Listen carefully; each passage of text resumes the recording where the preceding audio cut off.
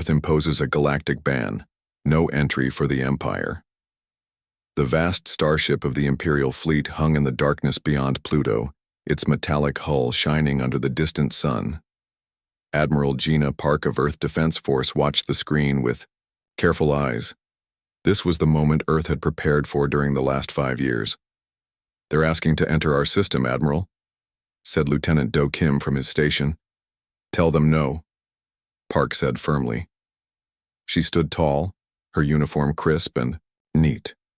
Earth had known this day would come. They had listened to Imperial messages for years and knew what the Empire did to planets that let them in. The main screen lit up with the face of Lord Han, the Imperial diplomat. He had gray skin and eyes that seemed too big for his face. His voice was smooth and practiced. "Admiral Park, your planet would benefit greatly from joining our empire. We bring progress, protection, and peace." "What you bring is control and pain," Park cut him off. "We have seen what you do to other worlds. This system is closed to all Imperial ships. Leave now." Lord Han's face showed surprise, then anger. "You cannot think your one small world can stand against the Empire's power." Admiral Park allowed herself a small smile. "We don't think, Lord Han. We know." At her signal, Earth's defense system came to life. Thousands of satellites showed weapons that had been hidden until now. The Imperial ships suddenly found themselves targeted by more firepower than they expected from such a young world. "This is your only warning," Park said. "The Sol system is under Earth protection. Any Imperial ship that crosses our line will be destroyed." Lord Han's face grew dark with rage. "This is not over, humans. The Empire does not accept being told no. We will return with our full fleet." "Then you will find us waiting," Park replied. As she cut the connection, Captain Jin turned to her. "They're leaving, Admiral, but they'll be back." Park nodded. "How long until our allies arrive?" "The Tralaxian ships will be here in 2 days. The others within the week." "Good. We'll need them." Park looked at the star map showing the Empire's massive territory. Earth was tiny compared to its thousands of worlds. But Earth had something the Empire didn't understand. Freedom was worth fighting for. Later that night, Park met with Earth's leaders in the underground command center. President So looked tired but determined as she listened to the reports. "The Empire has never been stopped before," Defense Minister Kang said, his voice heavy with worry. "Their fleet is larger than anything we can build." Engineer Min Song stepped forward. "But they don't have our shield technology. The phase shields can stop their weapons." "For how long?" asked Minister Kang. "Long enough," Song replied with confidence. "And we've made contact with 7 other species who want to break free from Imperial rule. They're sending ships to help." President So stood up. "Then we have hope. Admiral Park, prepare the fleet. Minister Kang, activate all planetary defenses. Engineer Song, share the shield designs with our new allies." As the meeting ended, Park walked with Song to the observation deck. They looked up at the stars, knowing that somewhere out there, Imperial ships were preparing to return. "Do you think we can win?" Song asked quietly. Park watched a satellite pass overhead, one of thousands now protecting Earth. "The Empire has conquered 1,000 worlds because those worlds stood alone," she said. "We're doing something different. We're standing together." In his chamber aboard the Imperial flagship, Lord Han sent his report to the Emperor. He had expected the humans to beg for mercy or accept Imperial rule. Instead, they had shown strength and courage. For the first time in his long career, Lord Han felt something he had never expected: doubt. The Empire was coming back to Earth with its full might. But Earth would not face them alone. A new alliance was forming, and the galaxy was about to change forever. 6 months after the Imperial ships retreated from Earth, Dr. Hana Lee stood on the observation deck of Luna Base watching the stars. Earth glowed blue and green below, peaceful from this distance. But she knew peace wouldn't last. "The Imperial fleet is gathering at their border station," Captain Tay said, joining her at the window. "Our scouts report over 200 warships." Hana nodded. "Then we don't have much time." The next day, Hana welcomed 7 alien representatives to Luna's conference room. Each species had suffered under Imperial rule, and each looked at the humans with doubt in their eyes. The blue-skinned Trilaxian ambassador spoke first. "Your courage is admirable, but foolish. The Empire has ruled for 10,000 years. Why would this time be different?" "Because this time we stand together," Hana replied. She activated the holographic display showing the Imperial conquest pattern. The Empire always attacks one world at a time. They isolate, then conquer. The Vexari representative clicked her beak. "Words are easy. The Empire has weapons that can crack planets." Captain Tay stepped forward. "That's why we developed this." He pressed a button, and the hologram changed to show a test ship surrounded by a shimmering field. On the screen, an energy beam hit the shield and scattered harmlessly. The aliens gasped. "Impossible," whispered the Vexari. "Engineer Min developed this shield by studying Imperial weapons," Tay explained. "And we're offering this technology to all who join our alliance." The room filled with excited alien voices. The Trilaxian raised a hand for silence. "If your shields work, why do you need us?" "Because technology alone won't win this war," Hana said. "We need allies, knowledge, resources. Each of your peoples brings something unique." The door slid open, and Admiral Park entered. The room fell, silent. "The Imperial fleet has started moving," she announced. "They'll reach our system in 4 days." The Baloran delegate, small with silver fur, stood up. "My people were the first conquered by the Empire. 3,000 years we have waited for freedom. The Baloran collective joins Earth." One by one, the others joined. The Free Systems Concordat was born. Engineer Min worked day and night with alien scientists improving the shield design. Each species added their knowledge, making the technology stronger. "The key is adaptation," Min explained to the mixed team. "The shields learn from each attack and become stronger." On the 3rd day, scouts reported that 5 Imperial planets had risen in revolt, inspired by Earth's defiance. The Empire diverted 20 ships to crush the rebellion. "It's working," Admiral Park told the Alliance leaders. "They're splitting their forces." The Vexari general clicked her beak. "Still not enough. They outnumber us 3-1. "Numbers aren't everything," Captain Tay said. "We've been studying Imperial tactics. They always follow the same patterns because they've never needed to change." The Alliance fleet gathered behind Earth's moon, hidden from Imperial sensors. Ships of 7 different designs, all now equipped with phase shields. On the 4th day, the Imperial fleet arrived, led by Grand Marshal Yoon. His massive flagship took position just beyond Mars. "Surrender now," his message boomed across all channels. "Or we will reduce your world to ash." Admiral Park stood on her bridge, looking at the screens showing the Imperial Armada. So many ships, stretching as far as sensors could see. "Signal the Alliance," she ordered. "It's time." As the Imperial ships moved forward, Earth's defenses activated. The phase shields glowed around the planet stronger than before. The first Imperial shots scattered harmlessly. Then, from behind the moon, the Alliance fleet appeared. Not as large as the Imperial force, but united in purpose. Commander G's voice came over the comm. "For freedom." The Alliance ships attacked from behind, catching the Imperial fleet by surprise. Their new shields holding against Imperial weapons. In his command room, Grand Marshal Yoon watched in shock as his ships reported shield failures. "Impossible," he muttered. "They're just primitives." A junior officer approached nervously. "Sir, we've lost contact with the rear guard, and 3 more planets have declared rebellion." For the first time in his long career, Grand Marshal Yoon felt something unfamiliar. Doubt. The battle for Earth had begun, and with it, the first real challenge to Imperial power in 10,000 years. Grand Marshal Yoon stood on the bridge of his flagship, watching Earth on the main screen.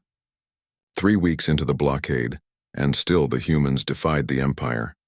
This had never happened before. The Empire always won. "Report," he demanded. "Sir, our latest attack failed," said his second-in-command. The Earth shields adapted again. We lost 5 more ships. Yoon's face showed no emotion, but his hands gripped the railing tightly.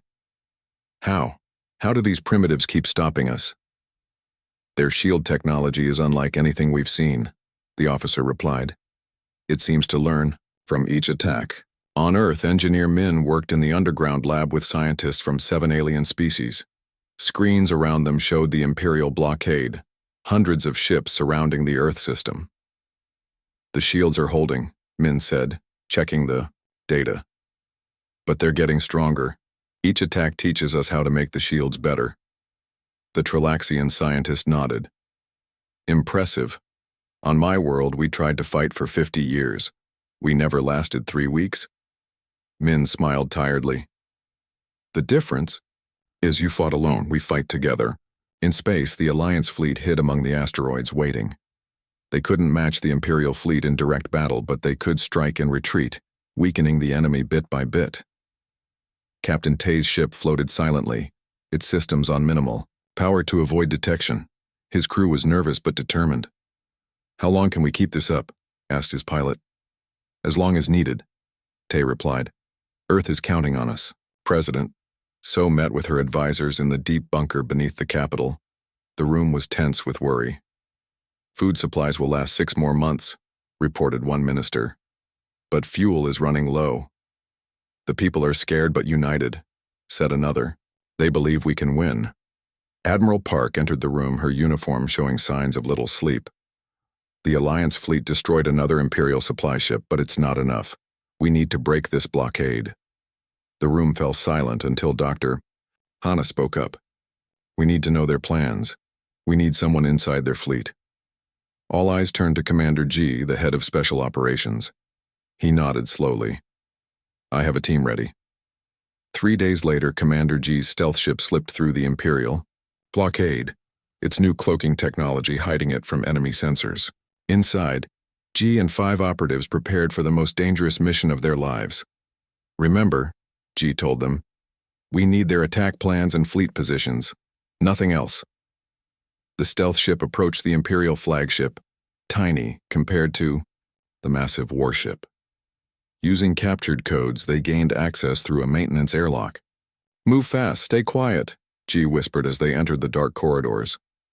Meanwhile, Grand Marshal Yoon met with his commanders in the war room. Standard tactics have failed, he admitted. The Emperor is displeased. We must try something new. An older commander stepped forward. Sir, I recommend we use the Star Killer. The room fell silent. The Star Killer was forbidden by Imperial law, a weapon that could force a star to explode, destroying the entire system. The Emperor would never allow it, someone said. The Emperor has already approved it, Yoon replied coldly. The weapon arrives tomorrow. Better to destroy this system than let others think they can defy us. Hidden in an air vent above, Commander G recorded everything. His blood ran cold. They had to warn Earth. As G's team retreated to their ship, alarms suddenly blared throughout the Imperial flagship. Intruders detected, announced the computer. Run, G ordered. 2 of his team were cut down by Imperial guards. The others barely made it back to their ship. As they fled, Imperial fighters in pursuit, G sent the warning to Earth. The Empire brings a Star Killer. They plan to destroy our sun. On Earth, President So's face paled as she heard the news. Can they really do this? Admiral Park nodded grimly. According to our allies, they've done it before. 3 rebellious systems erased from history. Then we have no choice, the president said. Either we surrender, or we strike first, Park finished. But how? We can't match their numbers. Engineer Min, who had been quiet until now, spoke up. Maybe we don't need to match their numbers. Maybe we need to make them fear ours. The Imperial fleet had blockaded Earth for almost a month. Food was running low, and people were scared. But inside the main defense headquarters, Dr. Hana Lee stood before the Alliance leaders with a plan. The Empire has one weakness we can use, she said, pointing to data on the screen. Fear. Admiral Park looked doubtful. The Empire causes fear, they don't feel it. Not true, said the Trilaxian ambassador. For 10,000 years, they've been the strongest. They've forgotten how to be afraid. When something doesn't make sense to them, they become unsettled. Hana nodded. Exactly. And that's the key to Operation Phantom. Engineer Min showed them his latest creation, small, unmanned ships with experimental drives. These vessels can move in ways the Empire will think impossible. They'll vanish and appear somewhere else instantly. 3 days later, the operation began. First, Commander G's team broke into the Imperial communication network using captured codes. They planted false reports of strange ships near the edges of the blockade. Unknown contacts detected, reported an Imperial patrol. They're gone, sir. Just disappeared. In his command center, Grand Marshal Yoon received dozens of similar reports. Sensor malfunction, he decided. Run diagnostics. But the reports kept coming. Then Min launched the Phantom ships. Thousands of small vessels, each barely larger than a car, slipped through gaps in the blockade. Their drives let them jump instantly from place to place, confusing. Imperial sensors. On the Imperial flagship, officers watched in confusion as their screens showed impossible movements. Sir, they're moving faster than light without entering hyperspace, one officer reported. That's not possible. Yoon's face darkened. Send destroyers to intercept. The destroyers found nothing but empty space. The Phantom ships were already elsewhere, appearing and disappearing, leaving energy signatures that Imperial sensors couldn't classify. Meanwhile, Hana's team spread rumors through the captured communication network. The humans have found something beyond our understanding, read one message. They've made contact with beings from outside our galaxy. Fear began to spread through the Imperial fleet. Crews reported seeing strange lights near their ships. Some claimed their systems acted oddly. When the Phantom ships passed nearby, superstitious nonsense, Yoon declared. But even he felt uneasy watching the Phantom ships perform maneuvers that defied physics. Then came the news that shook the Empire to its core. 3 Imperial worlds had risen in open rebellion. The Baloran system had overthrown its governor. The Vexari planets had declared independence. And worst of all, the strategic world of Krell Prime had sided with Earth. Impossible, Yoon shouted when he heard. Send the reserve fleet to crush them. Sir, his officer replied nervously. The reserve fleet is already engaged with rebels in the Outer Rim. 3 more systems have revolted since yesterday. For the first time in centuries, the Empire was losing control, and it was spreading fast. On Earth, Admiral Park watched the strategy unfold. It's working better than we hoped, she told President So. The Empire is dividing its forces to fight rebellions on multiple fronts. Captain Tay's voice came over the comm. Admiral, the Alliance fleet is in position. The Imperial ships are confused and scattered. We can strike now. Park nodded. All ships prepare for battle. Earth Defense Force stand ready. As the Alliance fleet emerged from hiding, they found the once mighty Imperial blockade in disarray. Ships moved in conflicting directions, responding to phantom readings and false orders. Grand Marshal Yoon stared at his tactical display in disbelief. The blockade was breaking apart. The Alliance ships attacked with precision, their phase shields easily deflecting Imperial weapons. Where is the Star Killer? He demanded. Delayed, sir, came the reply. The transport encountered rebels in the Krell system. Yoon felt something he hadn't felt in his entire career. Defeat. The massive Imperial flagship hung defeated in Earth's orbit, surrounded by Alliance ships. On its bridge, Grand Marshal Yoon looked out at Earth, the planet that had broken the Empire's undefeated record of 10,000 years. The Emperor demands to speak with you, his communications officer said quietly. The Emperor's face appeared, on screen, old and angry. You have failed, Yoon. The Empire does not accept failure. My Emperor. Yoon bowed.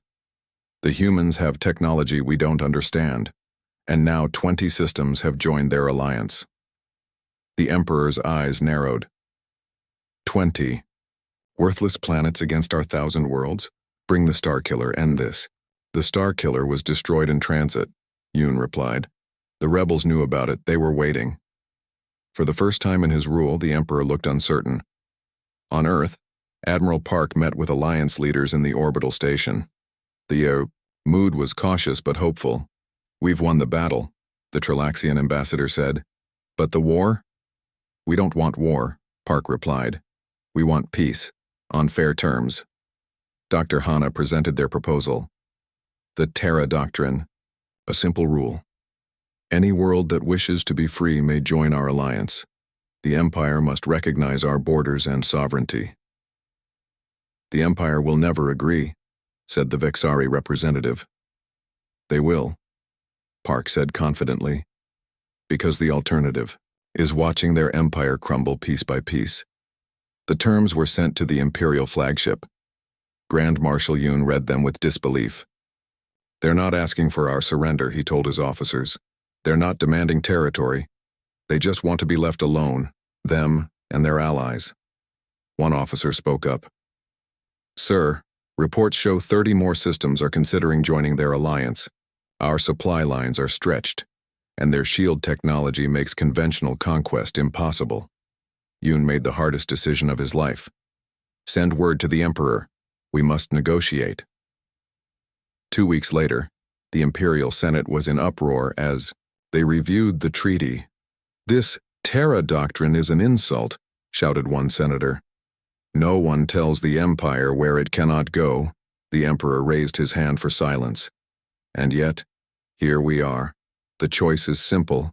Accept these terms or watch our empire fall apart world by world." For the first time in Imperial history, the Senate voted to recognize the sovereignty of non-Imperial worlds. When the news spread across the galaxy, celebrations erupted on dozens of planets.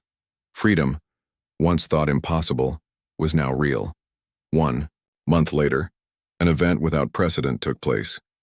The Imperial personal vessel arrived at Earth's orbital station. The Emperor himself had come to sign the treaty, the first time any Emperor had visited a non-subject world. Admiral Park and Dr. Hanna stood at the docking bay as the Imperial delegation arrived. The Emperor was shorter than Park had imagined, but his eyes held the weight of ruling 1,000 worlds. "So," he said, looking at Park, "you are the ones who taught the Empire humility." "We taught ourselves courage," Park replied. And others followed. The treaty signing was broadcast across the galaxy. The Terra Doctrine was now official. The Empire would respect the borders of the Free Systems Concordat, which had grown to 50 members. After the ceremony, Park and Hanna stood at the observation deck, watching ships from across the galaxy arrive. At the station, human vessels flew alongside alien ships, former enemies now working together. "We didn't just close our doors to an empire," Admiral Park said. "We opened them to the galaxy." Dr. Hanna nodded. "And maybe someday even the Empire will learn there's more strength in friendship than in conquest." A month later, the first Imperial trade ship arrived at Earth, not as conquerors, but as partners. The galaxy had changed forever, all because one small planet had dared to say no.